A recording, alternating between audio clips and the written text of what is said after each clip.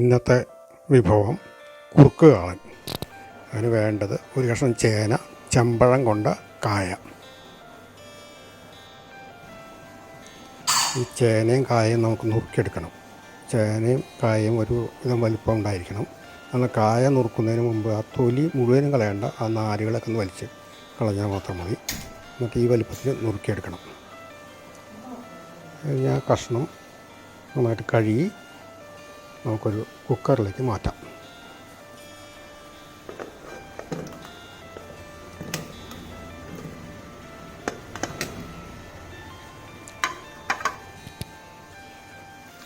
അല്പം വെള്ളം ഒഴിക്കാം, കാരണം വേവിക്കാനുള്ള അധികം വെള്ളം പാടില്ല കേട്ടോ.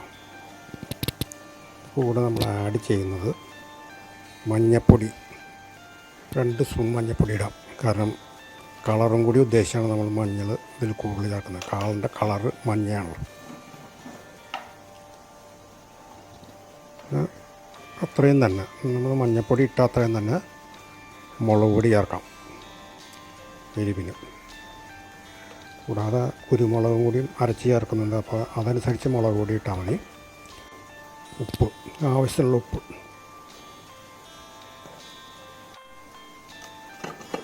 നമ്മൾ കുക്കറിൻ്റെ അടപ്പിട്ട്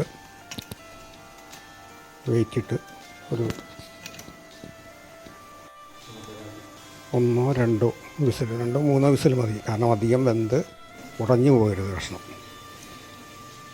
അപ്പോൾ ഇതിനിടയിൽ നമുക്കിതിൻ്റെ അരപ്പ് തയ്യാറാക്കാം. അതിന് വേണ്ടത് നാളികേരം, ഒരു 1.5 മുറി നാളികേരം, പിന്നൊരു 4 പച്ചമുളക്, കുറച്ച് കുരുമുളക്, ഒരു നുള്ള് ജീരകം. ഈ 4 ഐറ്റമാണ് ഇതിന് നമ്മൾ ഉപയോഗിക്കുന്നത്. ഇനി നമുക്കിത് മിക്സിയിലിട്ടൊന്ന് അരച്ചെടുക്കണം.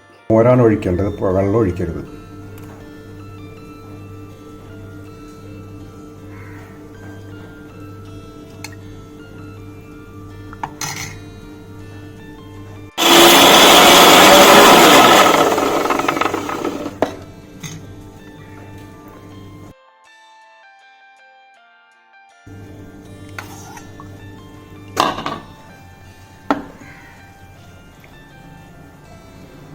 നല്ല വെണ്ണ വാരി അരയണം, നന്നായിട്ട് അരയണം.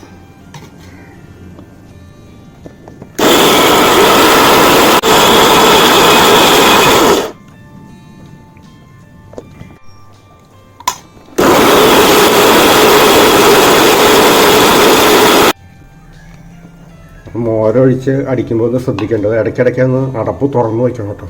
തുറന്ന് നോക്കണം, അല്ലെങ്കിൽ പെട്ടെന്ന് മുകളിലേക്ക് തെറിക്കും. പലപ്പോഴും ആപത്തം പറ്റുന്നതാണ് എല്ലാവർക്കും.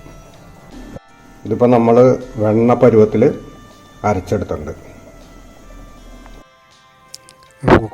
കുക്കറിൽ നമ്മുടെ കഷ്ണങ്ങളൊക്കെ ഏകദേശം വന്നിട്ടുണ്ട്. ഇനി അതിൻ്റെ കൂടെ ഒരു കഷ്ണം ശർക്കര ചേർക്കണം. കാരണം ഒരു ചെറിയ മധുരം കാളിന് നല്ലതാണ്. ചിലവർക്ക് പുളി തന്നെ വേണമെന്നുള്ളവർക്ക് അത് ചേർക്കണ്ട. ഇനി നമ്മൾ ഒരു സ്പൂൺ നെയ്യ് ചേർക്കാം. നെയ്യ് ചേർത്ത് നമുക്കതിൽ തന്നെ ഒന്ന് ഇളക്കി ഒന്ന് വരട്ടിയെടുക്കണം.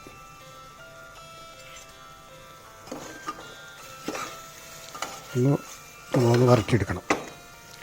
നേരത്തെ പറഞ്ഞത് ശ്രദ്ധിക്കുക, ശർക്കര വേണ്ടാത്തവർക്ക് ഉപയോഗിക്കേണ്ട. കാരണം ചിലവർക്ക് പുളി തന്നെ വേണമെന്നുള്ളവർക്ക് ചേർക്കണം.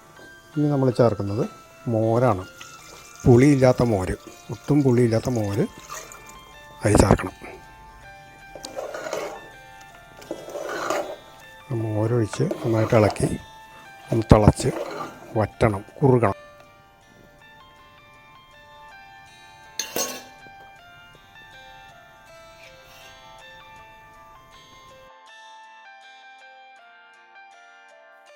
അത് കുറച്ചും കൂടി ഒന്ന് വറ്റി കഴിയുമ്പോൾ നമ്മൾ നേരത്തെ തയ്യാറാക്കി വെച്ചിരിക്കുന്ന അരപ്പ് അതിൽ ചേർത്ത് ഒന്ന് തിളയ്ക്കണം, ഒന്നുകൂടി ഒന്ന് വറ്റണം. ഇനി നമുക്ക് നമ്മൾ നേരത്തെ അരച്ച് വെച്ച അരപ്പ് ഇതിൽ ചേർക്കണം. നന്നായിട്ട് ഇളക്കി നന്നായിട്ട് തിളച്ച് ഇത് കുറുകണം. കാരണം ഇത് കുറുക്ക് കാളനാണല്ലോ.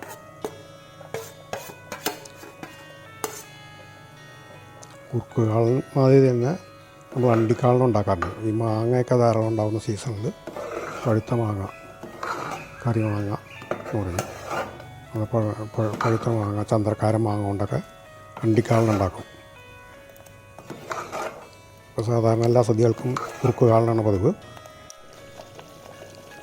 ഏകദേശം അത് തിളച്ച് കുറുകി വന്നിട്ടുണ്ട്. പക്ഷേ കഷ്ണങ്ങളൊക്കെ നേരത്തെ വെന്തത് തന്നെയായിരുന്നു, കുഴപ്പമില്ല.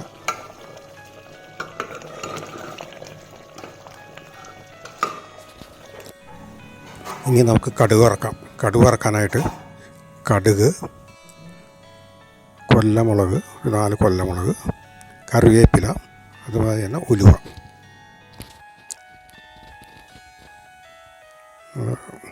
അടുപ്പത്ത് വെളിച്ചെണ്ണ വച്ചിട്ടുണ്ട്. അത് ചൂടായി വരുമ്പോൾ ആദ്യം കൊല്ലമുളക് ഇട്ട് ഒന്ന് പൊട്ടിക്കാം. കൊല്ലമുളകൊന്ന് ചൂടായി വരുമ്പോൾ തന്നെ നമുക്കതിൻ്റെ കൂടെ കടുക് ചേർക്കാം. കടുകും അതുപോലെ തന്നെ കൊല്ലമുളകും കൂടി ഇട്ട് പൊട്ടിത്തെറിക്കുമ്പോഴാണ് നമ്മൾ തുമ്മാൻ തുടങ്ങുന്നത്. കാരണം അതിൻ്റെ ഒരു കുത്തുണ്ടല്ലോ. നമ്മൾ ഉലുവ ചേർക്കണം. അതുപോലെ തന്നെ കറിവേപ്പില. കടുക് പൊട്ടി തുടങ്ങുമ്പോൾ കറിവേപ്പില ഇട്ടാൽ മതി, അല്ലെങ്കിൽ അത് കരിഞ്ഞു പോകും.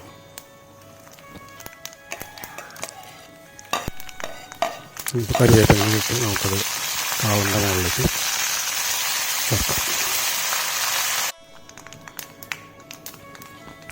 ഇനി ഒരല്പം ഉലുവാപ്പൊടി ഇവിടെ ചേർത്ത് കൊടുക്കണം.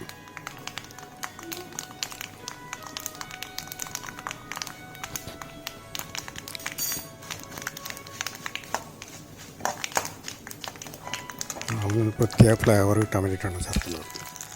നമ്മൾ കടുവാത്തത് കാളനിലേക്ക് പകരം. നമ്മുടെ കുറുക്കുകാളൻ ഏകദേശം റെഡിയായി കഴിഞ്ഞിട്ടുണ്ട്. സദ്യയുടെ പ്രധാന ഐറ്റമാണ് കേട്ടത്.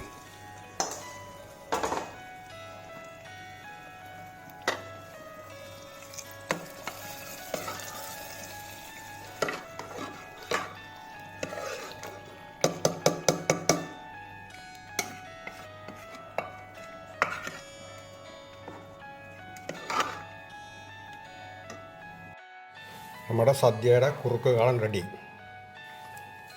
ഇത് സാധാരണ സദ്യയുടെ തലേദിവസം ഉണ്ടാക്കി വയ്ക്കാറുണ്ട്. കാരണം പിറ്റേ ദിവസത്തേക്ക് കറക്റ്റായിട്ട് വിളമ്പാനുള്ള പാകത്തിന് ഏറ്റവും നല്ലത് സദ്യ ഉള്ളതിൻ്റെ തലേദിവസം വയ്ക്കുന്നതാണ്. അതുകൂടാതെ ഇത് 3-4 ദിവസം കേടുകൂടാതിരിക്കും. പിന്നെ ഫ്രിഡ്ജൊക്കെ ഉണ്ടെങ്കിൽ പിന്നെ പ്രത്യേകിച്ച് പറയേണ്ട കാര്യമില്ലല്ലോ. അതാണ് ഈ കൂട്ടാൻ്റെ ഏറ്റവും വലിയ ഗുണം. ഈ വീഡിയോ നിങ്ങൾക്ക് ഇഷ്ടമായെങ്കിൽ ദയവായി ഈ ചാനൽ സബ്സ്ക്രൈബ് ചെയ്യുക, ലൈക്ക് ചെയ്യുക, ഷെയർ ചെയ്യുക. പുതിയൊരു വിഭവവുമായി വരുന്നതുവരെ എല്ലാവർക്കും ബൈ.